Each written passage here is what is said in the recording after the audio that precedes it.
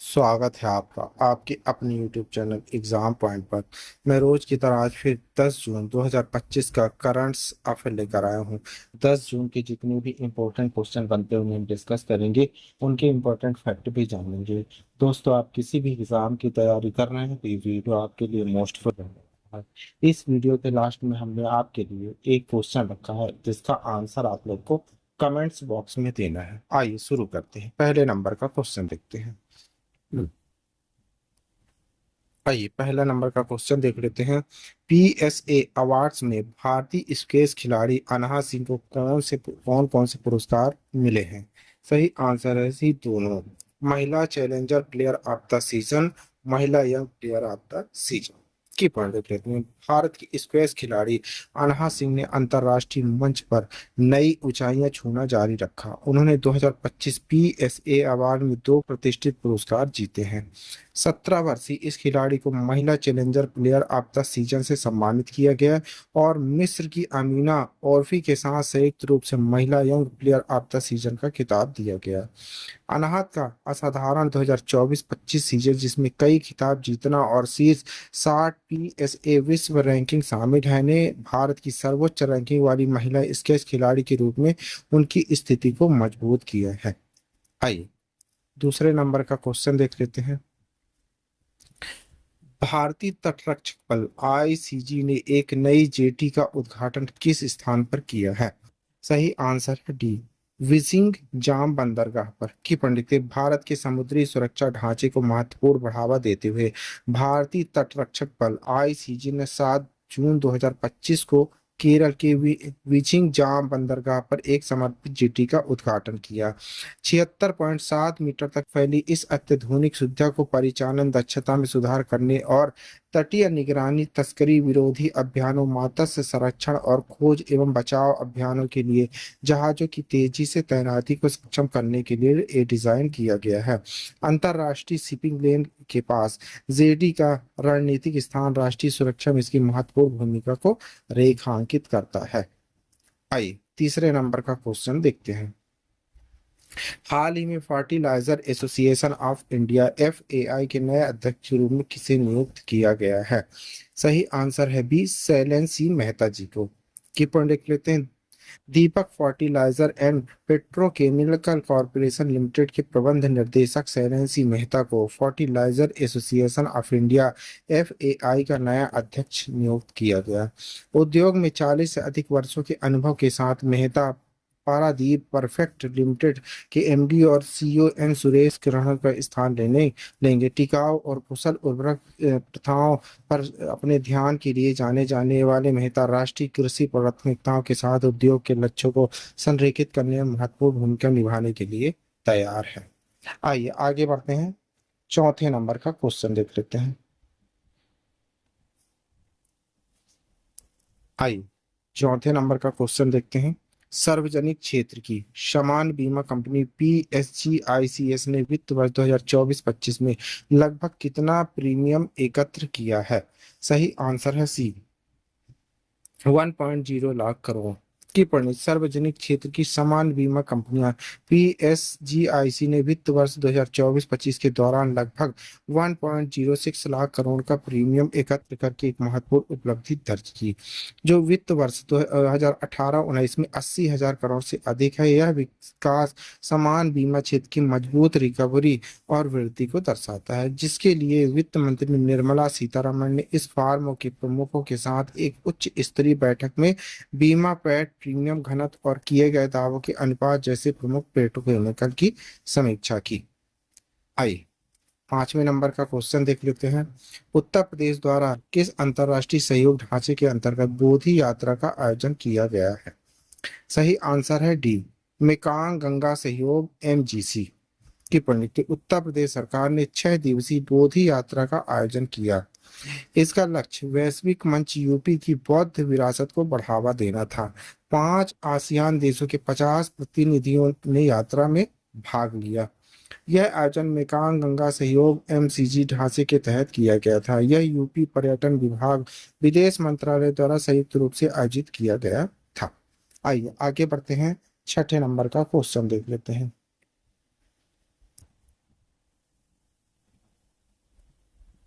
छठा नंबर देख लेते हैं, कनाडाई तैराकी ट्रायल में महिलाओं की 400 मीटर फ्री स्टाइल विश्व रिकॉर्ड किसने तोड़ा है? सही आंसर है सी, समर मैक्रीटोन्स। की पंडित है समर मैक्रीटोन्स एक कनाडाई तैराक ने महिलाओं की 400 मीटर फ्री स्टाइल में विश्व रिकॉर्ड बनाया। उन्होंने कनाडाई तैराकू ट्रायल में विक्टोरिया ब्रिटिश कोलंबिया में 3:54.18 का समान दर्ज किया समय दर्ज किया। इसने 2023 विश्व चैंपियनशिप से एरियन ट्रेटमेंट द्वारा बनाया गया 3.5538 का पिछला रिकॉर्ड तोड़ दिया। पेरिस ओलंपिक में मेंटी टोन्स ने 3 स्वर्ण पदक जीत लिए। आइए 7वें नंबर का क्वेश्चन देख लेते हैं, फ्रेंच ओपन पुरुष एकल का खिताब किसने जीता है? सही आंसर है एक, कार्लोस अलकराज ने। की प्रणीत थे कार्लोस अलकराज ने 2025 फ्रेंच ओपन पुरुष का एकल खिताब जीता। अपना खिताब बचाते हुए उन्होंने विश्व के नंबर 1 ज़ैनिक सिनर को 1-5 सेट के रोमांचक मुकाबले में हराया। 4-7, 6, 6-7, 6-4, 7.6, 7.61 की पॉइंट निकले थे।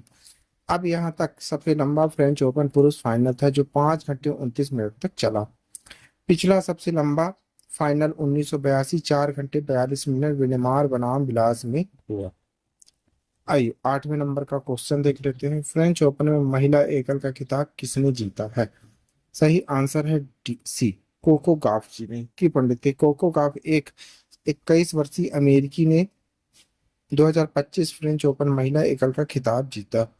उसने फाइनल में विश्व की नंबर 1 आर्यना साबालेका को हराया। 6-7, 6-2, 6-41। यह गांव का पहला फ्रेंच ओपन खिताब दूसरी ग्रैंड स्लैम जीता। 2023 यूएस ओपन के बाद वह 2015 में सेरेना विलियम के बाद फ्रेंच ओपन एकल खिताब जीतने वाली पहली अमेरिकी महिला बनी।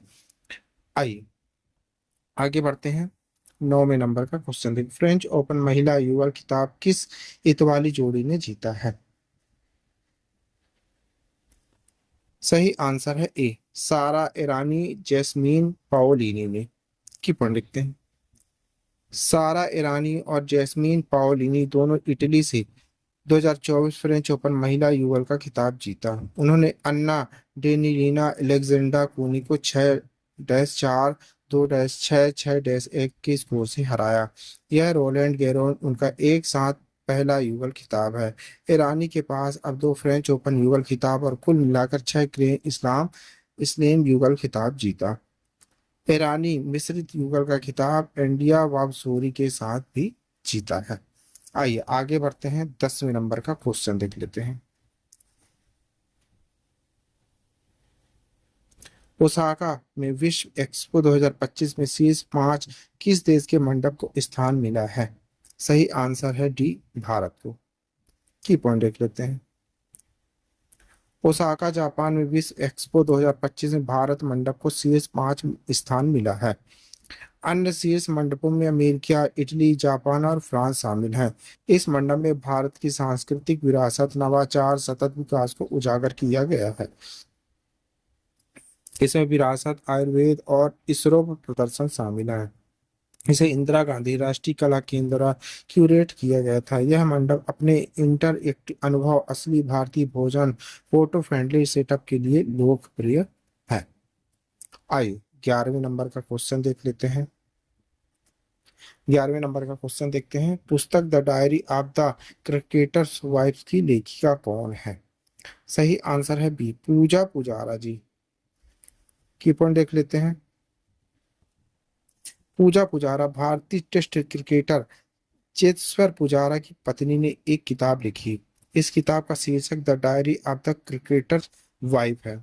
इसे पुरुष मुंबई में लॉन्च किया गया था। यह किताब केवल क्रिकेट के बारे में नहीं बल्कि व्यक्तिगत भावनात्मक दृष्टिकोण को पत्नी के नजरिए से दिखाती है। यह फील्ड के बाहर के जीवन पर प्रकाश डालती है, जिसमें प्यार, लचीलापन और एक क्रिकेटर के साथी होने की भावनात्मक यात्रा पर केंद्रित है। आइए 12वें नंबर का क्वेश्चन देख लेते हैं,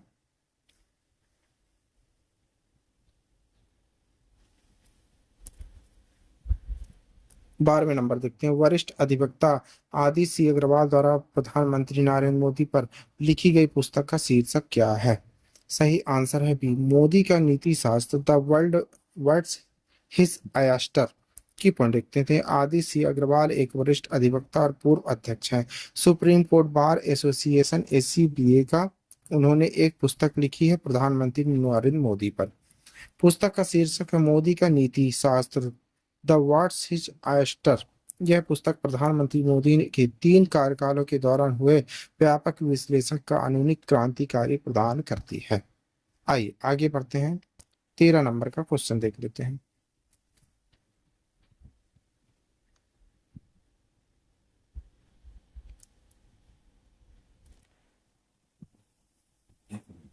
एक्सियोम 4 मिशन किस कंपनी द्वारा संचालित किया जा रहा है? सही आंसर है सी एक्सियोम स्पेस के द्वारा। की पॉइंट देख लेते हैं। एक्सियोम 4 मिशन 10 जून 2025 को लॉन्च होने वाला है, जो निजी अंतरिक्ष उड़ानों के क्षेत्र में एक महत्वपूर्ण मील का पत्थर साबित होगा। यह मिशन एक्सियोम स्पेस द्वारा नासा और स्पेस एक्स के सहयोग से संचालित किया जा रहा है। इसके तहत 4 अंतरिक्ष यात्रियों को स्पेस एक्स डेंजरस अंतरिक्ष यान के माध्यम से अंतरराष्ट्रीय अंतरिक्ष स्टेशन आईएस भेजा जाएगा। यह मिशन ऐतिहासिक है क्योंकि पहली बार भारत, पोलैंड, हंगरी के अंतरिक्ष यात्री आईएसएस की यात्रा करेंगे। शुभांशु शुक्ला अंतरिक्ष जाने वाले भारत के दूसरे अंतरिक्ष यात्री होंगे, राकेश शर्मा के बाद, जिन्होंने 1984 में अंतरिक्ष की यात्रा की थी। आइए 14 नंबर का क्वेश्चन देख लेते हैं। आरबीआई द्वारा रेपो दर को घटाकर कितने प्रतिशत कर दिया गया है? सही आंसर है सी 5.5%। की पॉइंट देखते हैं। भारतीय रिजर्व बैंक आरबीआई की मौद्रिक नीति समिति एमपीसी ने 6 जून 2025 को रेपो दर में 50 बेसिस पॉइंट की कटौती करते हुए इसे 5.5 कर दिया। स्टैंडिंग डिपॉजिट सुविधा एसडीएफ की दर को घटाकर 5.25% कर दिया। मार्जिनल स्टैंडिंग फैसिलिटी एमएसपी दर बैंक को संशोधित कर 5.75 कर दिया। इस कटौती से बेंचमार्क उधारी दरों ईबीएलएफ में कमी आने की संभावना, जिससे बैंक अपने ऋण दरों में कटौती कर सकते हैं। आरबीआई के गवर्नर संजय मल्होत्रा ने कहा कि यह कदम उपभोक्ता मूल्य सूचकांक सीपीआई आधारित मुद्रास्फीति के 4% +2% के लक्ष्य के अनुरूप के साथ ही आर्थिक विकास भी बढ़ावा देगा। आइए लास्ट क्वेश्चन देख लेते हैं, 15 नंबर। 91वें G7 शिखर सम्मेलन की मेजबानी किस देश द्वारा की जा रही है? सही आंसर है सी कनाडा के द्वारा। की पॉइंट देखते हैं। 91वां G7 शिखर सम्मेलन 15 से 17 जून 2025 तक किस अल्बर्टा कनाडा में आयोजित होने जा रहा है। यह दूसरी बार जब किस इस प्रतिष्ठित सम्मेलन की मेजबानी करेगा। इससे पहले यह 2002 में आयोजित हुआ था। यह शिखर सम्मेलन विशेष रूप से महत्वपूर्ण है क्योंकि G7 की 50वीं वर्षगांठ के साथ मेल खा रहा है। आइए G7 में विश्व की 7 सबसे उन्नत अर्थव्यवस्थाएं शामिल है। कनाडा आयोजक है प्रधानमंत्री मार्क कार्नी जी हैं। फ्रांस राष्ट्रपति इमानुएल मैक्रों जी है। जर्मनी चांसलर फ्रेडरिक मर्ज हैं। इटली प्रधानमंत्री जॉर्जिया मेलोनी है। जापान प्रधानमंत्री शिगेरू इशिबा है। संयुक्त राजशाही यूके प्रधानमंत्री कीर स्टारमर है। संयुक्त राज्य अमेरिका राष्ट्रपति डोनाल्ड ट्रंप है। आइए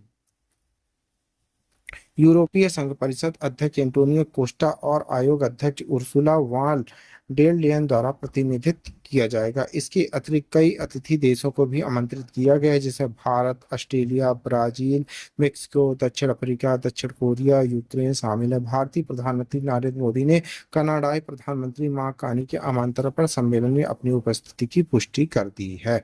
आइए की पॉइंट आपके लिए क्वेश्चन है, इसी क्वेश्चन का आंसर आप लोग को कमेंट्स बॉक्स में देना है। मातृभूमि साहित्य पुरस्कार की विजेता कौन है? प्रतिभा राय, एमटी वासुदेवा नारायण नायर, सहारा जोसेफ और अनीता नायर। दोस्तों इस क्वेश्चन का आंसर आप लोग को कमेंट्स बॉक्स में देना है। आंसर आप लोग कमेंट्स बॉक्स में जरूर दीजिएगा, भूलिएगा नहीं। आप पढ़ रहे हैं 10 जून 2025 का डेली करंट अफेयर। दोस्तों आप किसी भी एग्जाम की तैयारी कर रहे हैं तो ये वीडियो आपके लिए मोस्टफुल रहने वाला है।